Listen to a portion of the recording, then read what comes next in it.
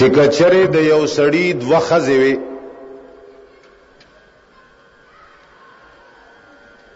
او د یوې ښځې طرف ته توجه زیاته کوله او بلې طرف ته یې کمه کوله، نو په دې باندې دا سړی ګناهګار دی او که نه دی؟ قرآن کریم کی سورۃ النساء کے آیت نمبر 129 کی اللہ فرمائی وَلَن تَسْتَطِيعُوا أَن تَعْدِلُوا بَيْنَ النِّسَاءِ وَلَوْ حَرَصْتُمْ فَلَا تَمِيلُوا كُلَّ الْمَيْلِ فَتَذَرُوهَا كَالْمُعَلَّقَةِ۔ اللہ فرمائی چې تاسو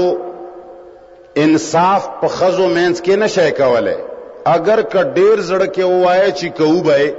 خو بیا هم نشئ کولی، خو که انصاف نشئ کولی خو داسې خو مه کوئ چې مکمل یوې ښځې طرف ته توجه وکړئ او بله زوړنده پرېږدئ۔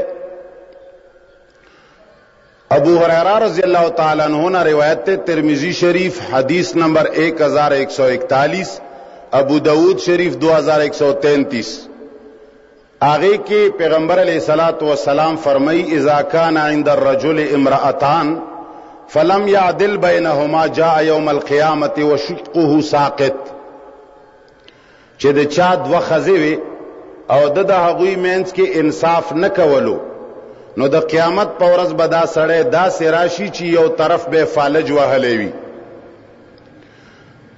ګوره یو ښځې سره مینه کول دي، مینه د زړه شی دی،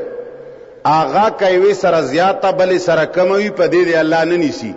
یو د مینې اظهار دی، اظهار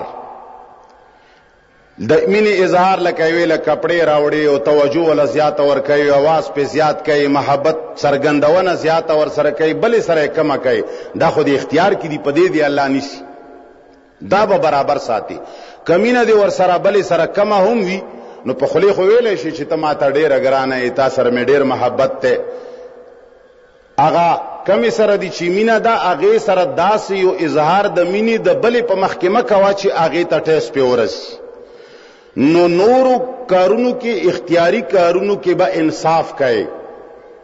د زړه پټ چې کم محبت دی هغې کې دی الله نه نیسي۔